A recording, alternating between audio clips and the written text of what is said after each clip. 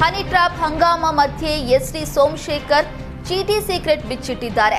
ಕಲಾಪದಲ್ಲಿ ಯತ್ನಾಳ್ಗೆ ಚೀಟಿ ಕೊಟ್ಟಿದ್ದು ಯಾರು ಅಂತ ಬಹಿರಂಗಪಡಿಸಿದ್ದಾರೆ.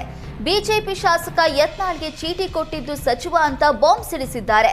ಚೀಟಿ ಕೊಟ್ಟ ಬಳಿಕ ಹನಿ ಟ್ರ್ಯಾಪ್ ಬಗ್ಗೆ ಯತ್ನಾಳ್ ಹೇಳಿದ್ದು, ಆದರೆ ಹನಿ ಟ್ರ್ಯಾಪ್ ಕೇಸ್ನಲ್ಲಿ ಬಿಜೆಪಿ ಸರಿಯಾಗಿ ಮಾತನಾಡಿಲ್ಲ ಅಂತ ಬೇಸರ ಹೊರಹಾಕಿದ್ರು.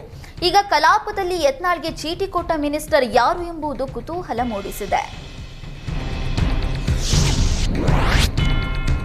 ಹನಿ ಟ್ರ್ಯಾಪ್ ಮಧ್ಯೆ ಯತೀಂದ್ರ ಸಿದ್ದರಾಮಯ್ಯ ಹೊಸ ಬಾಂಬ್ ಸಿಡಿಸಿದ್ದಾರೆ. ಬೊಮ್ಮಾಯಿ ಸೇರಿ 17 ಶಾಸಕರು ಸಚಿವರ ವಿಡಿಯೋ ಇದೆ ಅಂತ ಹೇಳಿದ್ರು. ಬಿಜೆಪಿಯವರ ವಿಡಿಯೋ ಬಿಜೆಪಿಯವರೇ ಮಾಡಿಕೊಂಡಿದ್ದಾರೆ. ಇದಕ್ಕಾಗಿ ಕೋರ್ಟ್ನಲ್ಲಿ ಸ್ಟೇ ತಂದಿದ್ದಾರೆ ಅಂತ ಯತೀಂದ್ರ ಕೇಸರಿ ಪಡೆ ವಿರುದ್ಧ ಆಕ್ರೋಶ ಹೊರಹಾಕಿದ್ರು. ಎಲ್ಲಾ ಪಕ್ಷದ ಶಾಸಕರು ಸಚಿವರ ಮೇಲೆ ಹನಿ ಟ್ರ್ಯಾಪ್ ಪ್ರಯತ್ನ ಆಗ್ತಾ ಇದೆ ಎಂದ ಯತೀಂದ್ರ, ಹನಿ ಟ್ರ್ಯಾಪ್ನಲ್ಲಿ ಡಿಸಿಎಂ ಡಿಕೆ ಶಿವಕುಮಾರ್ ಪಾತ್ರವಿಲ್ಲ, ನಮ್ಮ ಪಕ್ಷದವರೇ ಮಾಡಿಸಿದ್ದಾರೆ ಅಂತ ಎಲ್ಲಿಯೂ ಹೇಳಿಲ್ಲ ಅಂತ DKShi Paravai bat ಬೀಸಿದ್ರು. Honey trap ವಿಚಾರದಲ್ಲಿ ಸಿಎಂ ಬಣ ಅಂದುಕೊಂಡಿದ್ದನ್ನ ಸಾಧಿಸಿದ್ಯೇ ಎಂಬ ಪ್ರಶ್ನೆ ಎದ್ದಿದೆ. ಹೈಕಮಾಂಡ್ ಮಧ್ಯಪ್ರವೇಶದಿಂದ ಮೇಲುಗೈ ಸಾಧಿಸಿದ್ರ ರಾಜಣ್ಣ ಅನ್ನುವ ಚರ್ಚೆ ಶುರುವಾಗಿದೆ. ಸದನದಲ್ಲಿ ಬೇಕಂತಲೇ ವಿಷಯ ಪ್ರಸ್ತಾಪಿಸಿದ ರಾಜಣ್ಣ ಯೂ-ಟರ್ನ್ ಹೊಡೆದಿದ್ದಾರೆ. ದಾಖಲೆ ಇದೆ ಅಂತ ಹೇಳಿದ ಬಳಿಕ ಸಾಕ್ಷಿ ದಾಖಲೆ ಇಲ್ಲ ಅಂತ ಮಿನಿಸ್ಟರ್ ಹೇಳಿದ್ರು. ದೂರು ಕೊಡ್ತೀನಿ ಎಂದು ಕೇವಲ ಮನವಿ ನೀಡಿ ರಾಜಣ್ಣ ಸುಮ್ಮನಾದ್ರು.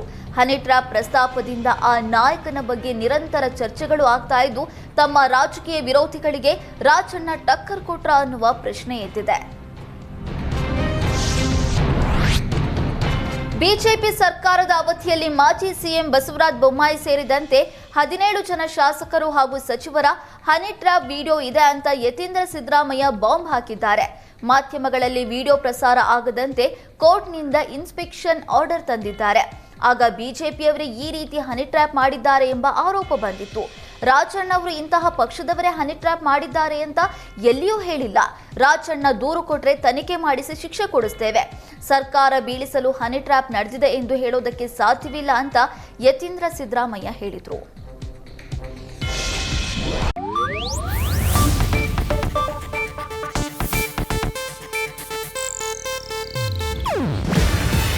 ಇದು ಏಷ್ಯಾನೆಟ್ ನ್ಯೂಸ್ ನೆಟ್ವರ್ಕ್ ಪ್ರಸ್ತುತಿ.